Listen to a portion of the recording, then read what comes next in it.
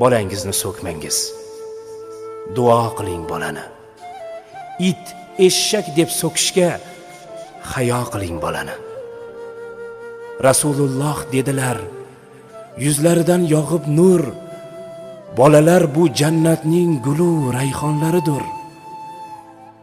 To'g'ri, ba'zi gulu rayhonlar ham kuydirar, sho'xligi ortib ketsa joningizdan to'ydirar. Bobom derdi, bolani so'kish asli emas ep. Jahlingiz chiqsa ayting, nodon yoki xumpar deb.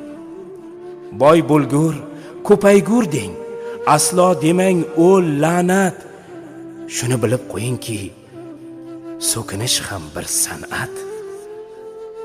Ixlos bilan qilingan har niyating ushalar. Har gapga ko'kda amin deb turar farishtalar. It desangiz it